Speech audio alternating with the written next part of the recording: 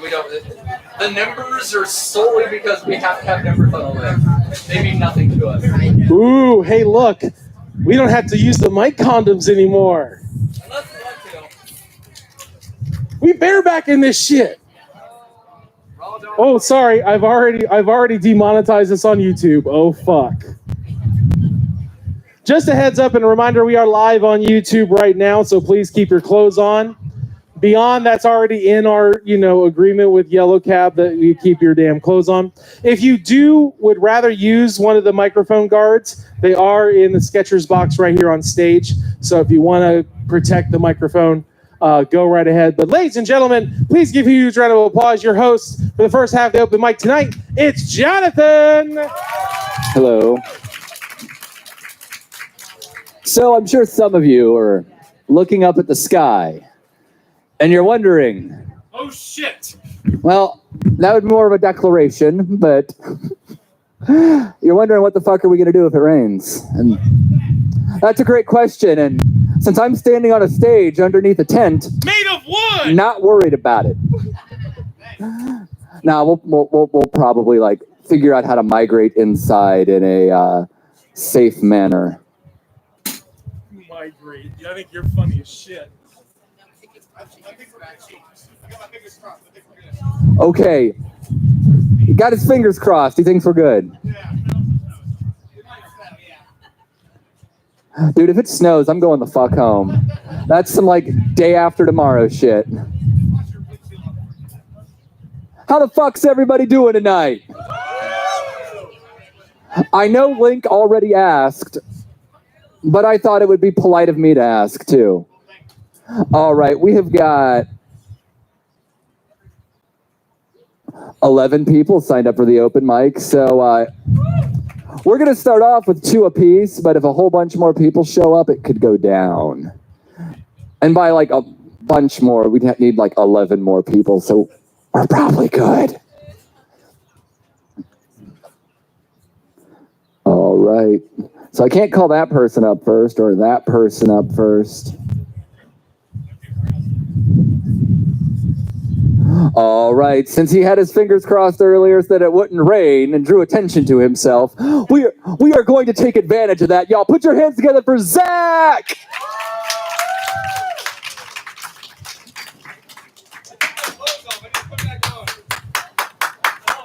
Now, if the camera can't see out there, do what you want. That's between you, Yellow Cab, and whoever they call.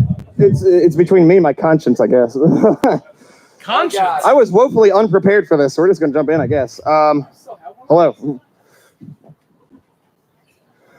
Let me just say while I'm looking at my poem on my phone that Yellow Cab Tavern is the most lit venue in Dayton, Ohio. Please give it up for Mark and everybody and Link frying at the friggin' pizza place. I mean, it's all so good. I'm here all the time. I love you guys. So, I am just going to jump right in with unfinished shit. Unfinished shit! Thank you. Hasn't even pinched it off yet. Haven't even read it out loud in my car yet. I gotta pose for Link's picture. I'm a hot dog. I can't help it. Thank you. Every time you sacrificed me as the first, and now you got to deal with the consequences. I'm kidding. Let's go to heaven and never look down again. Coil me in the downy wings of our trauma. Those feathers that you might have forgotten, but they gently drift by and catch my gaze all the time. They're always there, plumes of pain and wonder, moving in slow motion on the breeze as if cradled with care by some invisible angel or devil or memory. Let's go to heaven and hold our communion in the concrete tunnels of our youth, where the walls have seen our tears and listened with respect to our conversations and our laughter, where the bricks will absorb our apologies and keep them fresh and warm in the untraceable spaces beyond our view until we're cold enough to take them out again. I still see your phantom face coming around every corner, your peripheral residency. I know it isn't you, but I always look anyways. And then, like a fever dream cut short, I suddenly wake in a cold sweat, right where I was sitting the entire time. So let's go to heaven and flip through the yellowed pages of our unfinished story, or tear them to pieces and cast them to the wind. anything to brush away the dust they've collected during these endless years of silence, such silence that cannot be broken by the loudest scream. I've grown, you know. In spite of my writing, I've grown. You'll see, I carry a grave in me, but I've changed. I mourn something that's alive every day, but I've changed. Let's go to heaven, where the last words we speak to each other are tender words. Words that allow us to die in peace as they pass our lips. Unlike the words we left each other with here on earth, which leave the bitter taste of mortality that can never be erased. This life, this world, it is full of joy and duress. Those experiences that mold us from primordial clay into fragile suits of flesh. Piloted by curious souls searching for the full human experience. Precious little feathers, cardinal red. I can see that I've changed. I hope one day you can too. Thank you.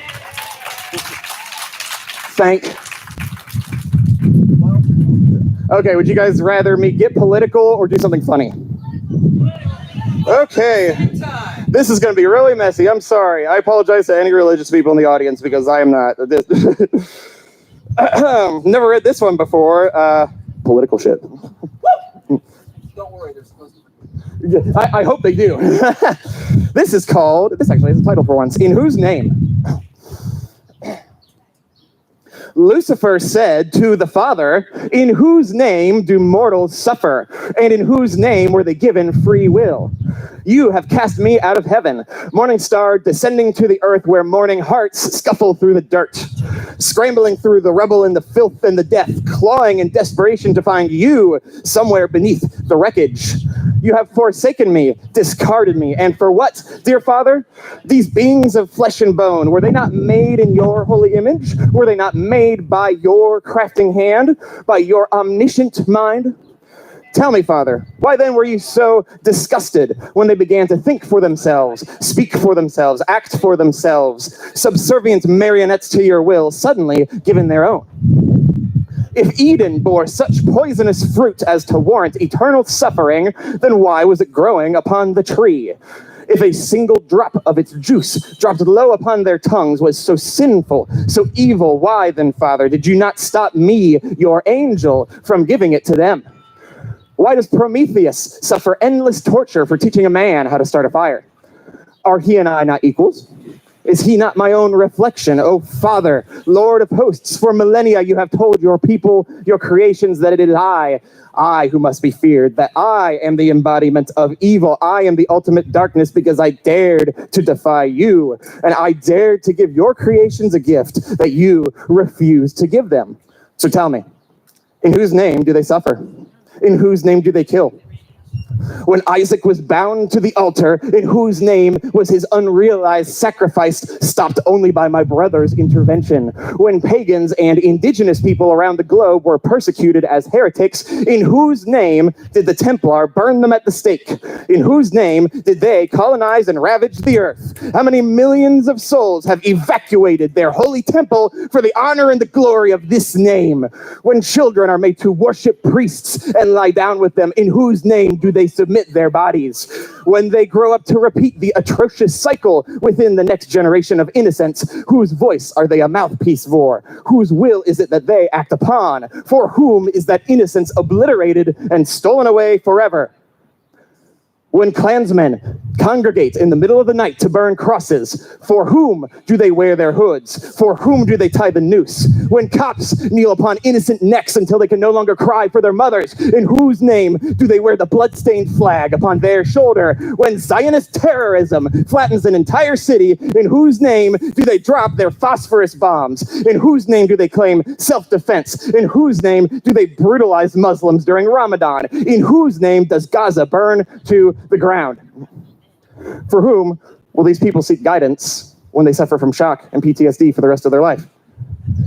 Tell me, O Father, O Elohim, you who embody all truth, you who are patient and forgiving, you, the sovereign of all things, the all-knowing, the all-loving, the all-powerful, the one who demands sacrifice, the one who demands obedience, fear, repentance, help me understand.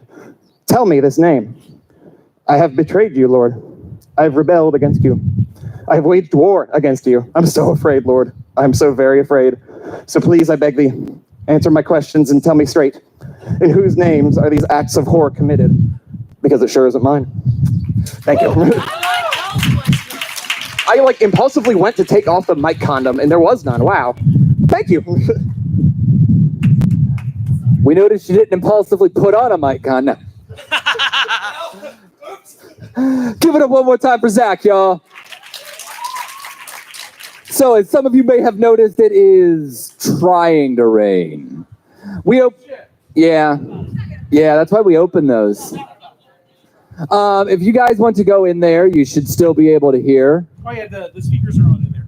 You'll be able to hear in there. The speakers are on in there. If it really starts to rain, we'll probably move everything in there, but that's a lot less work and a lot less time consuming to just have the people that don't want to be in the rain move in there. What are you looking at me for? I don't know. Maybe I just enjoy looking at you, Link. Hey, relax. Maybe I just enjoy looking at you. Maybe you have a pleasing face. It's a lot thinner. Also, you have a nice hat on. Thank you. You're looking for a reason to compliment a guy and he talks shit about you. All right, that's enough of me fucking around. We are going to go ahead and get the next poet up here to the microphone. Y'all put your hands together for Aisha!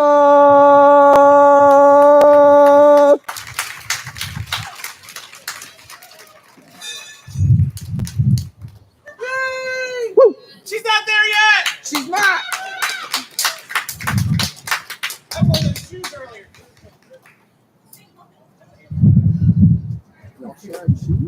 No. I can just lower it. It's fine. I got it. Yeah, I got it. Thank you. Happy Pride. All right. This is called, well, I guess it's not titled, Untitled Shit. One time when we were living in that apartment on Flowerdale, I thought over and over again about telling you.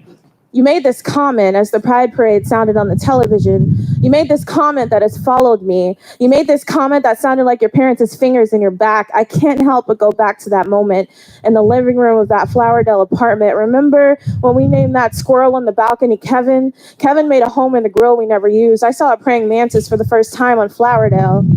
There were so many things about that apartment I loved, like having a room to myself for the first time, going to the park across the street with Allison on the weekends. We smoked cigarettes and talked about everything we hated. Mom, I have to tell you something. I broke the vacuum cleaner. I know I told you I had no idea what happened to it, but I did. I could have just been honest with you, but your reactions to things have always been unpredictable. Mom, the first time I had a crush on a girl, I had no idea that meant anything. In high school, I thought it was jealousy to never having a body type like everyone around me, but I learned it was a little more than that. When I was 20, I met a girl named Jacqueline who was bisexual, and I can't remember a single moment in my childhood where that word had a place in our home. We listened to 90s R&B, baby-making music, men and women. It never once mentioned a woman loving a woman. Jacqueline described the feeling to me, and I liked the way it fit. For the first time in my life, I was not a foreign object, constantly questioning what it means to be me. Mom, I don't blame you. You teach your children what you know. I know you made that comment in the living room of that apartment on Flowerdale, and doubt you remember because I don't think you meant it. If the world were a kinder place, I wouldn't need to write this letter, but it's not. So, Mom, I am pansexual, and I'm still your daughter, and you're still my mom, and I love you anyways.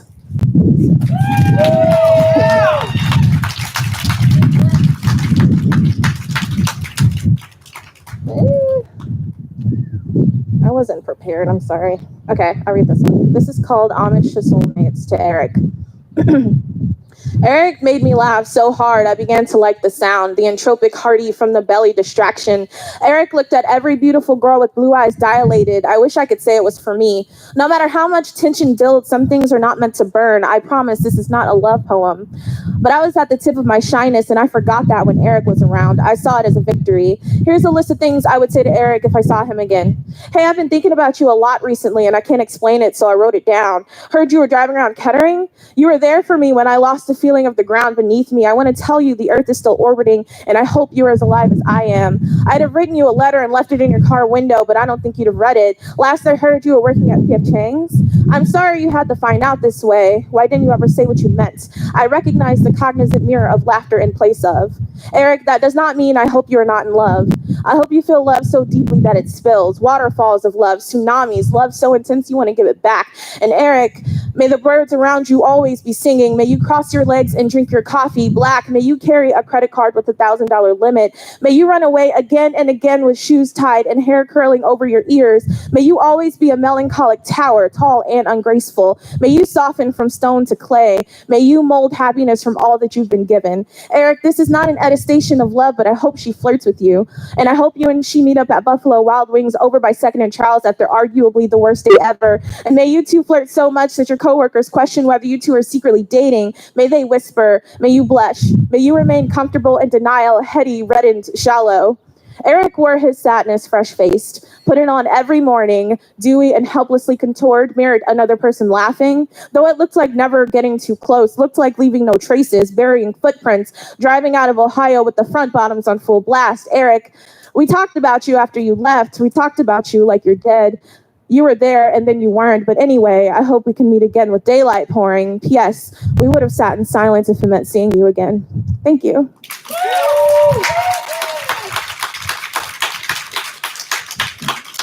Keep it going for Aisha, y'all.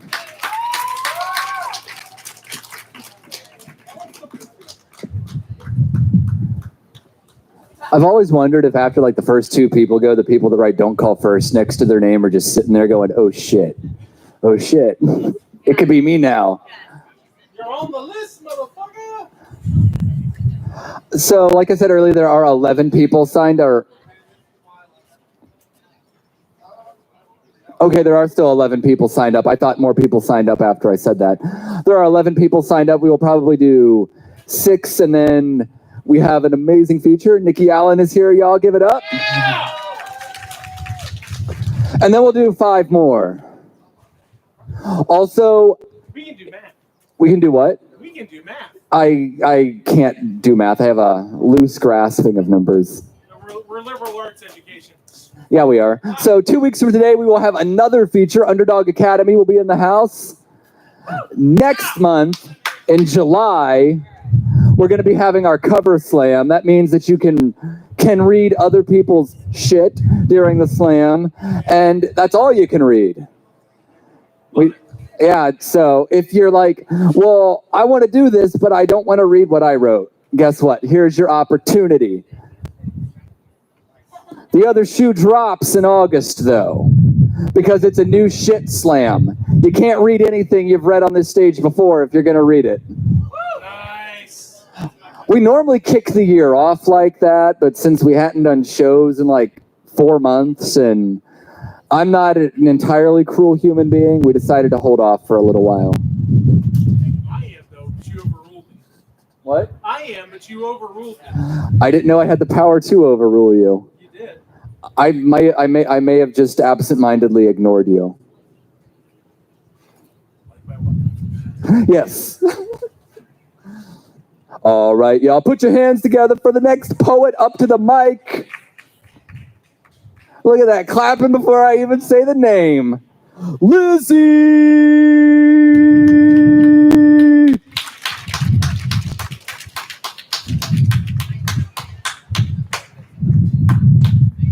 Keep clapping, y'all. Not here yet. That's right.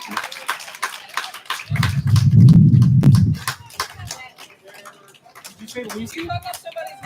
I said Lizzie, yeah. Yeah. You said That's Lucy. good. I'm sorry. I heard Lucy.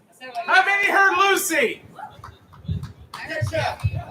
How many heard Lizzie? What'd you hear? That's all that really matters. I heard Lucy, but Okay. I was like, who's Lucy? Yay! No, okay. Okay. Here, let me. Oh, it's actually already good. Okay, yeah, I'm like this height. Okay, cool. So I wasn't super prepared either, so I'm just gonna read one of these that I wrote last time. So, do you ever feel alone? You're not really alone, but you feel like you are, all the way to the bone. Like your body's a shell and it holds its own hell, and you lay and you stare at the ceiling of your room, wondering why you can't shake the gloom. Like the walls of this room will break and the ceiling will collapse and fall all around. You're so alone. Will it even make a sound? Maybe it'll hit me and bust me wide open. Will I still feel the broken pieces of me shatter like glass to the ground? The sorrow can seep in. Maybe something can get out. Will I still feel alone, like I'll never even win? Will I heal and feel empty all over again? But the ceiling doesn't fall and the walls never budge, and you can't be the broken one when people always judge. Plaster on your smile and get out of bed. You're only alone on the inside. It's all in your head. Depression isn't real and anxiety's a myth. Get over yourself. Your life is a gift. But do you ever feel alone when you aren't really alone? Do you feel it all the way down, deep in the bone?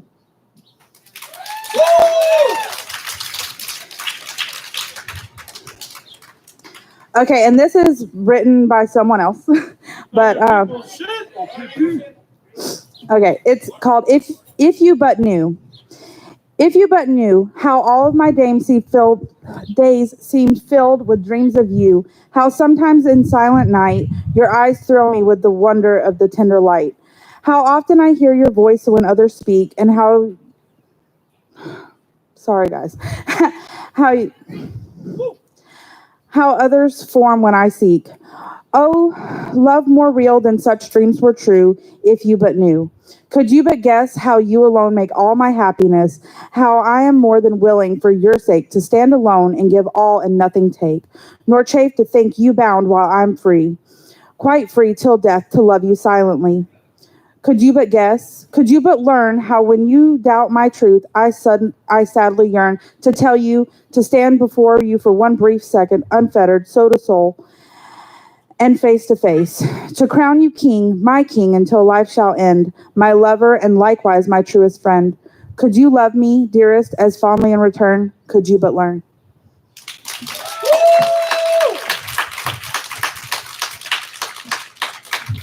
All right, y'all, keep it going for Lizzie. Better, Link. Did you? Better. Okay. I just want to. Okay. All right, we're gonna keep moving right along. Y'all, put your hands together for Jackson.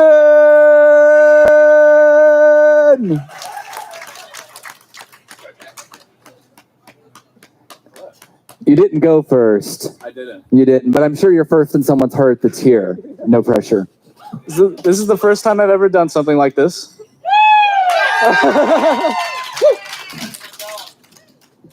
Thank you. I did not write this poem. I'm sorry. It's okay. Other people should. It's called Straight People. Straight people make me want to be a biologist because even when I'm not in the lab, you tell me that I'm experimenting, playing with toxic chemicals, mistaking this love potion for poison. That what my girlfriend and I share is a hypothesis instead of a result. You take my conclusions away from me and call them fiction. Straight people make me want to be a biologist because even when this is neither solid, liquid, nor gas, you tell me it's just a phase, that my experiences are meaningless until validated by you. You rip the weight from my actions and make them light enough for you to carry. That's it.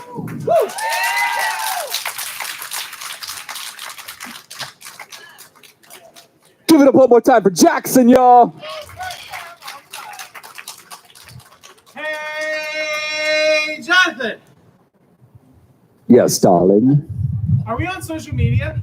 Yes, darling. Could you tell them which ones? Yeah, I guess I can do that. You kind of ruined the bit we had going there, but Sorry, darling. it's okay. So, if you're wondering why Link is taking pictures of you, it's because we have an Instagram. Yeah, that's the reason. We'll stick with that. Thanks. And you can find us on Instagram at Dayton Poetry Slam. We are on Facebook at Dayton Poetry Slam. We're on Twitter at Slam Dayton because Dayton Slam was taken. Dayton Slam was taken by like a Christian wrestling organization or something like that. It was. Yeah, brother, I'll slam you for Christ. What was the name of when Jake the Snake? Remember? Yeah, he was doing the whole religious thing, and that's where Austin 316 came from. Yeah. Link and I are being wrestling nerds. You'll have to forgive us. We'll get back to that later. What? We are just nerds. We have multiple interests.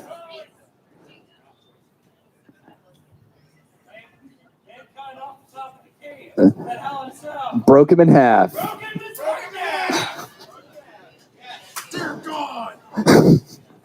All right. Bringing up the penultimate poet of the first round, because Link needs to hear his favorite word as many times as possible this evening. All right, y'all, put your hands together for so many choices. Pitch Black Monolith!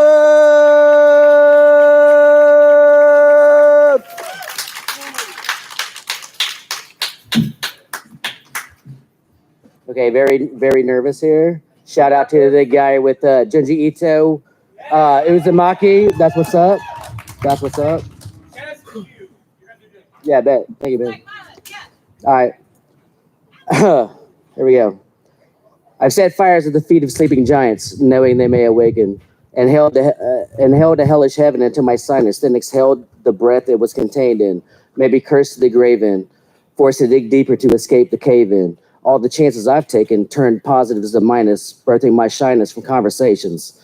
It made them one-sided, my attention divided between my thoughts and what they were saying, multiplied by the times I tried escaping, which left me antisocial in the equations, lost my focal. Thoughts racing at the speed of fear could turn spheres to ovals and cause tides to rise a days in. My eyes open wide, but I'm so blind to situations, it's like they're closed tight when they do try to make friends. Wish someone could shine a light. Is this a savior or Satan? Dig through the layers and lose my patience. Answer prayer or naysayer who, if I knew them longer than a few days, I'd hate them. And need new waves to break so they could wash away the aches. Looking for half-fish maidens in man-made lakes. For God's sake, that's not even the place they'd populate. But I'm up to my waist before realizing it's too late, because I'd rather wait in than wait. Neck deep now with hands waving. Cast myself as the bait, as someone who needs saving. Manipulating those spectating to speculate that I was seduced by the siren suit cadence. But I'm a lion in wait. Pounce on your pain and eat the food off your plate. Only a slight exaggeration. I'm a selfish giver. A river of deceit deep enough for you to bathe in. Whose sickness is only getting sicker. Whose fantasize about swan dives in the pavement. Nervous wrecked derelict who staggered off the path and became vagrant. Foul and flagrant. Haggard with mouth misshapen to a frown day out and day in. The few times I smile are made possible by self-medication, which goes back to me being at the feet of sleeping giants and conflagrations. This oppressive state is a familiar blanket in the hell-like haven I stay in. When I close my eyes, it's a stargate to a place that deep down I've been craving. Kept pace to reach it, but gave it mid-brace and made it a secret I've been saving, so I can keep it away from people who would take it to twist it and diss me in statements. If I said I miss you, I only meant when I was aiming. I've held razor blades in my finger cascades and they weren't for shaving. I don't feel the need to explain it. I'll just complain to faces without names that don't know the pain my brain's in and paint a picture not fit for framing. A mixture of a kind killer with a soft kiss and melancholy monster with heart-shaped fists. Lovely bludgeon lips with sweet nothings that waver from a whisper to a hiss. Nurtured my nature, printed it on paper in the shape of an inverted crucifix. Ignorance was bliss, but suddenly I'm no longer worth the risk. It's a curse and a gift, how I can insert words like a wick and wax and burn a bridge at both ends like a candlestick. In fact, I can flick this bick and ignite every friendship I ever had before and since, and laugh in delight like a pyromaniac with his hand on his dick, as the crimson glint complements the black vastness with smoldering sentiments, but I won't do that. I blow out the flames and make a wish that you wouldn't leave me like this alone, wouldn't leave me alone like this in the ashes, savaged by my own sadness. Thank you.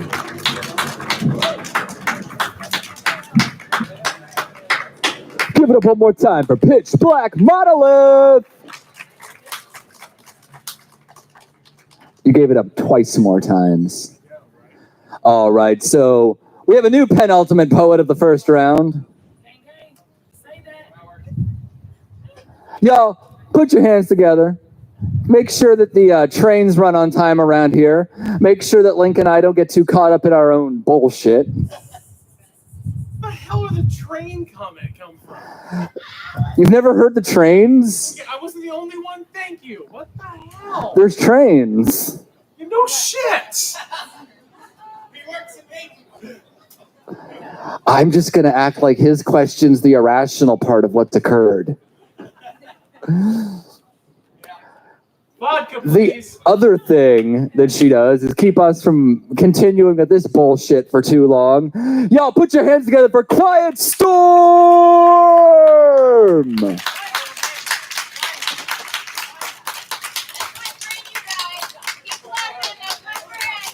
Check out those kicks! Oh my god! Extremely unnecessary, you know.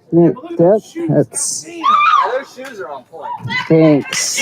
Okay, that's. They're out of the closet. I don't. Happy Pride. I don't. All right. Anyway, poetry. All right, that's good. Yeah. Sorry, my bad. So this is a new piece. New shit! This is titled "A Sunflower and a Chrysalis." The thing about detachment is that you get comfortable in barricaded spaces. It's more than solitude, more than the silence. I don't necessarily like the conversations I have with myself on some days. She is her harshest critic. A sunflower set ablaze, how she still manages to grow through these ruins. Rebirthed once again from ash and cognizant faith, we talk about our worth and how we haven't quite figured out how to wear it on our sleeves for the world to see yet. Haven't quite seen it in its full glory ourselves yet. She can feel it gaining power and a resilient armor that she herself won't be able to break out of even on her worst days. Hollow bones make for a good chrysalis. How time and space make natural transformations out of us all. A snapshot into this rigorous cycle. Do we call it awareness or insanity to fight the same thoughts day in and day out? Some days I win. I rejoice in this battle won, but no, this war is far from over, that there will be days that these thoughts will drag me to a brink. Try to pour from a cup that only holds air, moments that feel like decades serenading through these veins, through these turnpikes I call veins. How I make this look easy. A backdrop from a coastline, you see a sunset. A colorway so mesmerizing how they melt into the sea. I see midnight marauders. Coming for their favorite pastime, little rascals looking to steal some sleep and peace from me. The mind is a trickster all on its own. How sleep becomes a nightly sacrifice, a flip of a coin. It seems to float through midair. Maybe heads nor tails really matter in this lifetime, just as long as we hit the ground in a choice to keep going. That's that piece.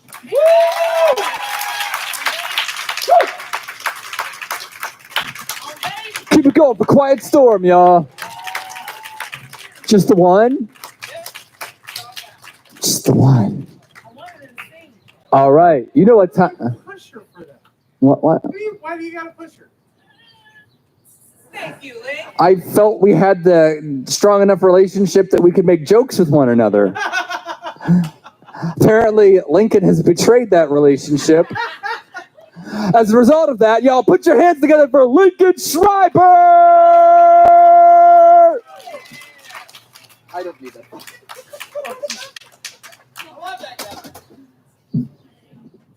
It's like, I don't need that shit. Does anybody else feel bad cussing with a little kid running around? I don't give a fuck. I just wanted to make sure anybody else had any problems with it. Awesome. I remember this couple had brought this young child. It was probably he was probably about 6 years old. And one time I walked up to the parents and went, you realize someone's going to say fuck in the next 5 seconds. I'm just making sure you are aware of that. Out come the noise canceling headphones and SpongeBob on the iPad. There you go. Bonnaroo, that's where you went. No, that's what parents do when they take like little kids to Bonnaroo. There's like noise canceling headphones. Who the hell goes Separate breathing system so they don't get a contact high. Speaking of breathing systems, I just got to say this is like my sign that life is actually getting to normal. I smell cigarette smoke. Wow. Like for the first time in probably 2 fucking years. I thought it was just that you were out here raw dog in the air. Wow, nice. All right. I felt the little silliness is in order. Change of perspective. Sometimes I eat popsicles while sitting on the toilet. I don't do this for any other reason than a slight change of perspective. From time to time, we all need a reality check. It shouldn't be debated whether assholes go to heaven or not. They're not bad people. They're just abrasive. What should be debated is whether or not you'll run into them. So apparently I want heaven to be separated. Why do people refer to cooking shows as food porn? I've always just thought of them as inspirational aids. I mean, someone has to cook in the house at some point or another, right? Why not make it appealing once in a while? If you had to look at the same meal over and over again, wouldn't you want a little variety, right? I'm not just talking trysts with a pizza delivery person. Sometimes you need to eat something completely different. I'm just saying, it's not cheating unless I taste the dish, right? Is it racist to hate Smurfs? My friend hates his life, his wife, his daughter, his job, his location, his car, but likes his cat and his scotch. I ask him why doesn't he give in and leave for a better life. He calls me a bastard and doesn't talk to me for 3 months. I worry about him. He needs a change of perspective. What end do you open up a banana? Did you know you're doing it wrong? Just ask my wife or any monkey at the zoo. Seriously, flip the banana over to the part we think is the end, pinch and it falls apart. My daughter chases cats around the house and wonders why they pounce at her at night. The fish is terrified. The most impressive examples of HD I ever get to witness involves Mickey Mouse shouting to a robotic version of himself while taunting other children to join him. 75 inches of LED backlit glory is more sickening colors than the vomit after someone's first house party. I know a multimillionaire that cleans his own house. He can afford a housekeeper, has employed one in the past, loves the effort involved since he hasn't worked in 20 years. He cleans all 10 rooms of the house once every 2.5 weeks. He says he does it just for a change in perspective. I think that's really why I eat popsicles on the toilet.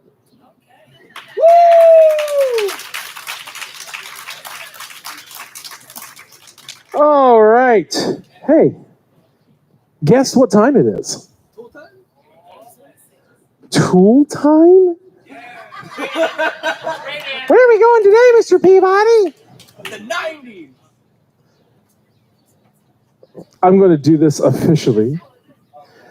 Nikki Allen is a lover and a writer. Her with hair and an animal and a heart clumsy tiger. Her work has appeared in the Gasconade Review, Nailed Profane Journal, a Pushcart Prize nominee in 2014 and 15, and the 2016 Pittsburgh Poetry Review. She is the author of numerous poetry collections, including one she's debuting tonight.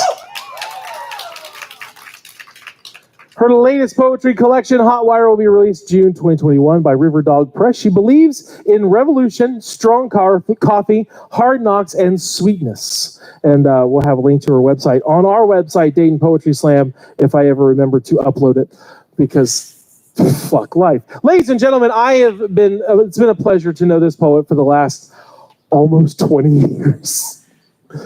Does it make you feel old yet? Because I don't. It's been a hell of a lot of fun. She's an amazing person. I'm overjoyed. Please give a huge round of applause to Nikki Allen. Wait a minute. I did not ask. I am terribly sorry. Are you still going by Nikki Allen? Okay, I always have to ask. She just got married. So please congratulate her. Yeah, I still go by my name. I know most people do, but it's polite to ask. It's like pronouns. Hi, everybody. Thank you so much for asking me to feature. Can everybody hear okay? Okay. I haven't read to people in person since the fall of 2019, so bear with me. I'm going to read some work from a book I just put out. I'm really excited about it. It's been a minute. So yeah, not good with small talk, so I'll get right to it. I see a lot of people that are probably younger than me. I just turned 40, so I don't know where you were in 1995, but this poem is called 1995. Janae's eyes are the color of all the lakes in every story. Dark bangs roar from her forehead in a wave that oceans twist green for, paused like a stunt sponsored by Aquanet. I know so little about her. She appears forever bored, dragging blue pin around heel panel, midsole of shoe. Her cursive is big and on purpose, looped and looped around itself. Janae, a roller coaster name. She is a fixture at the local skating rink where I go almost every weekend.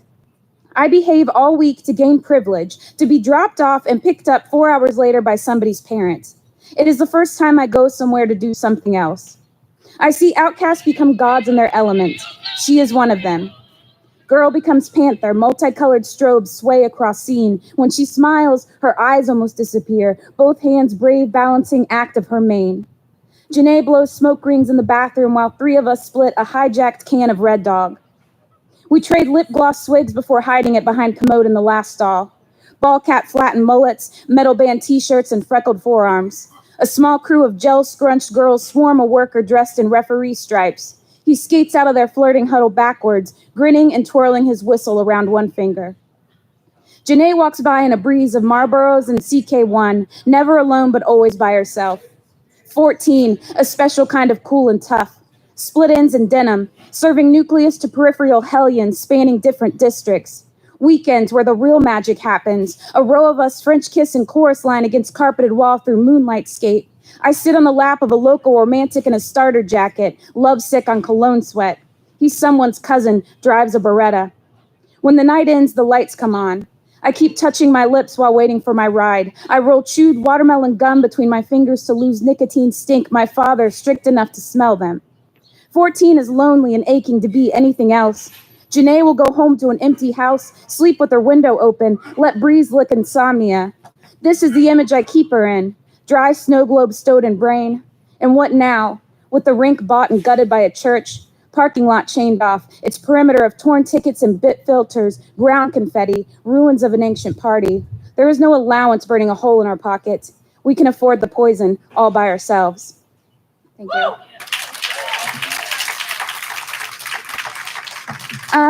I don't know who's from here and who isn't. Is anybody familiar with Middletown? Yeah, I know Bill lives there. I used to live there and teach there at the local shelter, and I have a lot of feelings about Middletown. It's where my dad was born and raised, and it's hard to see cities, thrive and die and all the things. So this poem is called Middletown, and it's about Middletown. One city under God, under construction, under billboards, cheap air conditioner repair, remodeled retirement village, Suboxone, fistful of churches, leg breaker potholes, scoliosis porches, my father's childhood, back page of heart, town full of camouflage, steel mill slumber, dump trucks of coal still steaming at stoplight, spent needles in parking lot, scatter alley I cut through, park bench gnawed out blue tent, one city in paper under malnutrition budget, one city underfunded, under radar, under deer stand, under train wheels squeal and thunder, medium dog-sized raccoons climbing from one sewer grate into next. So many dead skunks, it's hard to tell if it's dank weed or defense. One city under stench, water treatment, sweet chemical cow shit. One city under cigarette, under moon cursed and blessed. One city teetering full spittoon.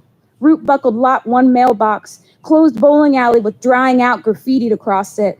Schools and motivational assembly are locked down.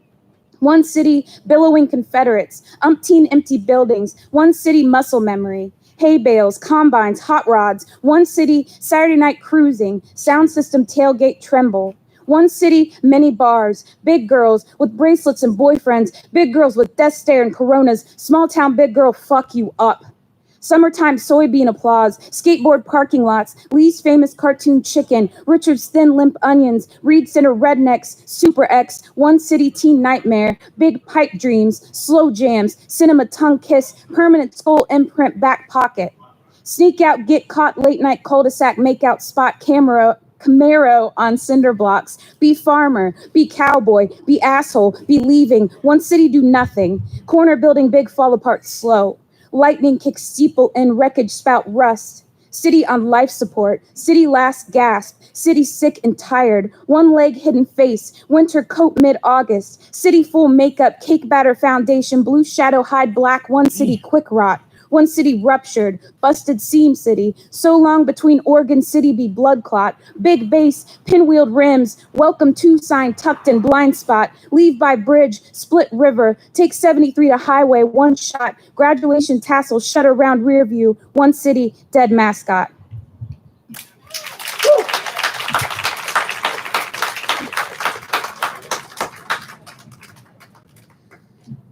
Okay, so like I said, I just turned the big 4-0, which is fucking nuts.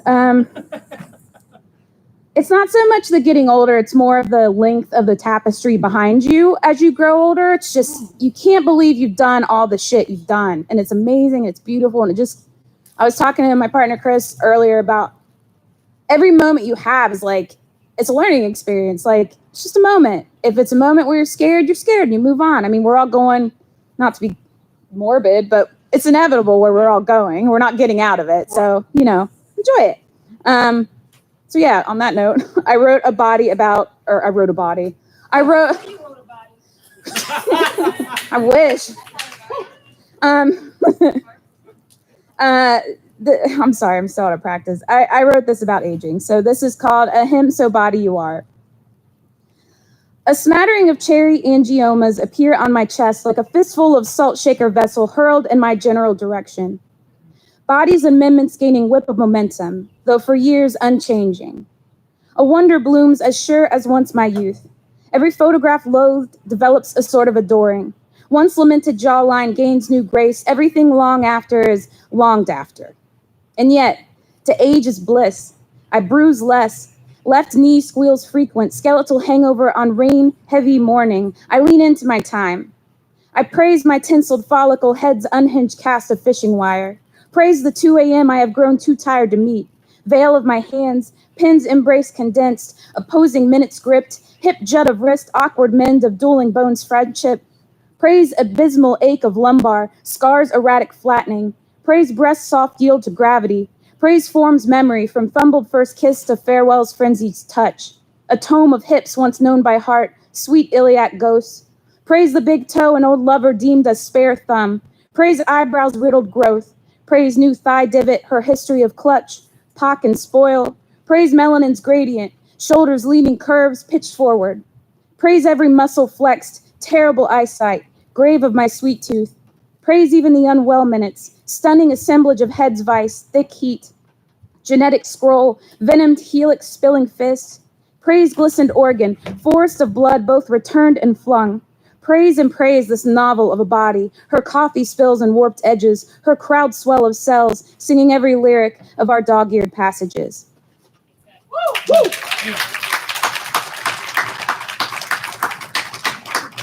Am I okay on time? Okay.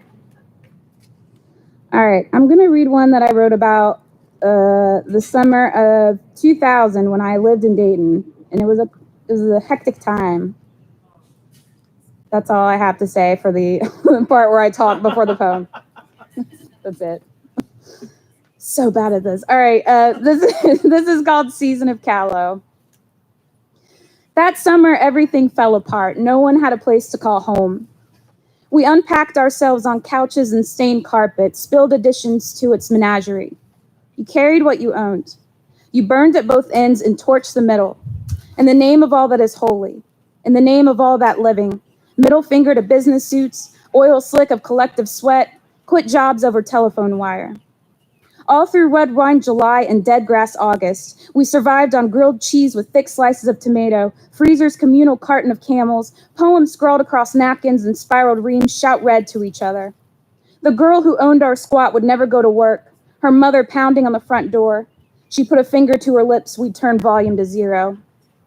The boy I loved would leave or throw things or get shit-faced for any reason, including none at all. My outlaw with buzz-cut, no shirt and wild eyes, junkyard arms of sunburst destruction, my Pall Mall proof, snarl in the sugar. We threw fancy parties, which meant playing spades and buying Guinness and passing out before anyone arrived. Coming to in shindig mid-swing, everyone bloodshot or getting there. Someone unnamed fell down the steps, blamed his girl, left her spinning by the street sign. Her hand gripped metal pole. She leaned out, probably crying. We watched from the window and the wild boy's feet reeked all the time. 2 box fans blowing both directions couldn't knock the funk out. Young is trading Ginsberg lines before never going to bed. Moon at end of street, incense balanced on the windowsill. Young is forgetting you'll forget. Summer stuck, bruise that went to bone. The girl who let us stay eventually went to work, kicked us out, moved on, married a redhead. Terrence joined the army because his girlfriend left him. He came back with a close fade and temper, made us drive around and feed him beers from the back seat. He was looking for her, jaw sharp in evening light. This faded away too. We never found her. We stood on porch, let him chain smoke and swig his military posture into soft-hilled parentheses. We cut teeth, canines ripped through rotten things, drifted apart as all untethered vessels do. My heat-lightning love blew up the dock. Young as a boy with the word filth scrawled across his chest. Young as believing in stench. Doorway sits during rainstorms, mourning at it, marveling at a pocket of blue above the dark. It's always there, someone says, and I barely believe it. Kind of like the ocean always being ocean even when you are not near it. Young as a brass knuckle heart. Young as a mixtape city vibrating her slow dance grid of one-ways and back roads clobbered by ghosts. To radiate invincible yet barely survive. To be chewed up and spit out when the story alone can keep you alive.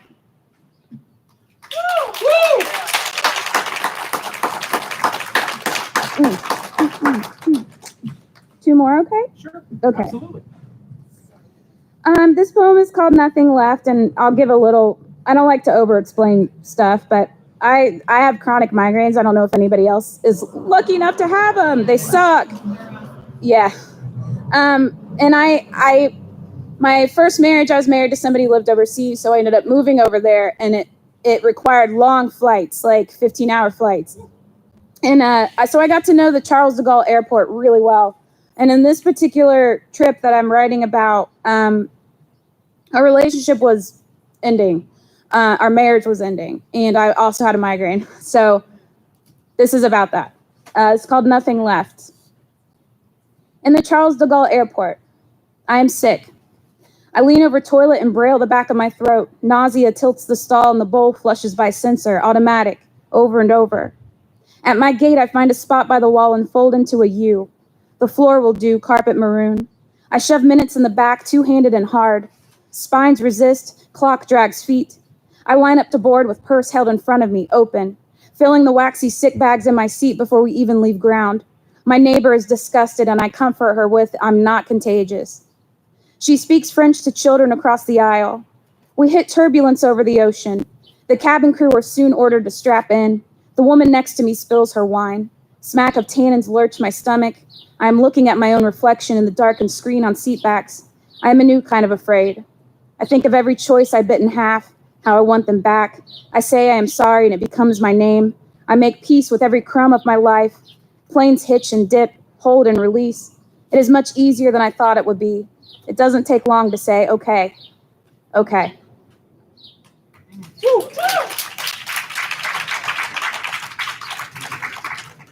Thank you so much for being such a wonderful audience. I have one more. And all the open micers were fucking fantastic, and I can't wait to hear more. I'm so excited. I'm so excited. It's been so long. I know, right? Yeah. Do you have books for sale? Oh yeah, I do have books for sale. I usually some would say it's a bad habit. I think it's a great habit. I tend to give books away, but because it's a limited press, I only get so many copies, so I can't do that, which sucks. But if I happen to run out or you don't have the money and you're still interested, I'll get your contact info and, I'll get it to you. Don't worry about it. How much is your book? It's $10. Only $10? That's so reasonable! My God, we haven't done that in a year! I didn't know that was a thing you did at all. Wow. Okay. Sorry. No, that's okay. You're the first feature we've had. Is that expensive? Like, I don't know. Drew. Okay. Thanks. Okay. This last poem is called Hot Wire. It's the title track of the book. And it's about getting over shit and moving on. So here's to everybody getting over shit and moving on. Woo! Right? Especially this past year. Fuck this last year. Okay. Hot Wire. Gather seasoned hurt and turn it into a car. I read this once. Transform ache, let the ride come to you, let it pass, let it go. So I do. I turned my divorce into a blue 1972 Buick Skylark. Beautiful animal. Return love letters, feed heat of engine, let speed of it kick back my hair. The velocity shifts to brief ghosts of his fingers caught in its coils, touch and outdated tread. I fill the trunk with his whiskey, my teeth, every disfavored mirror. Glove box yawns a Niagara of sand from Cairo, our first home, first place on the map that I loved him, where we named every street cat and I ordered black coffee in bumpy Arabic. Air conditioner weeps coolant, floorboards emotional. I piled jet lag, plane tickets, his drool-ruined pillow on passenger side. I shove in every news article with his name, haphazardly wrapped around cups I smashed in the kitchen. An accident. Secure our almost daughter in the backseat. My vows are a brick on gas pedal. If I'm going to believe it, then I will build it all. A vehicle packed to dome light with our story. Even roadkill splayed bones, an overturned drawer of coarse fur and cutlery. During heat of arguments, he often announced, "I'll give it a year." He gave me a year. Weeds punching through litter's rust. Dim acacia trees, persuade sky to merry dusk. This traffic passing will be reduced to chrome glints and old habits and body I can't remember. Rear views do not do our faces justice. I sway in the exhaust of departure. Did you ever love me? Grief is dust and unsettling. I make it a car. Let it come to me.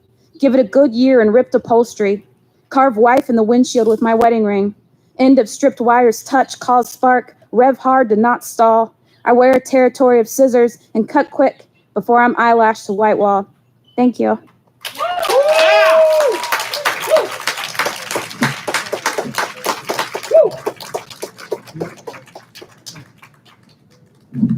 All right, y'all, give it up one more time for Nikki Allen.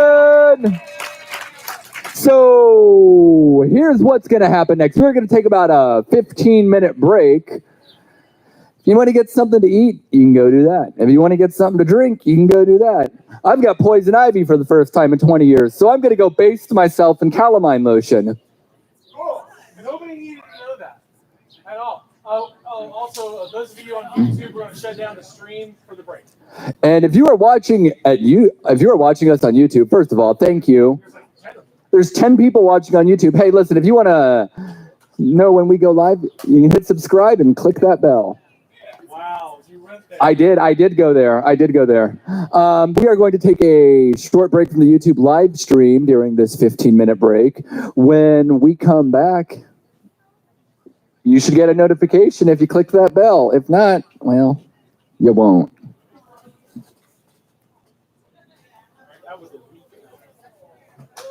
Are you apologizing to everyone on YouTube?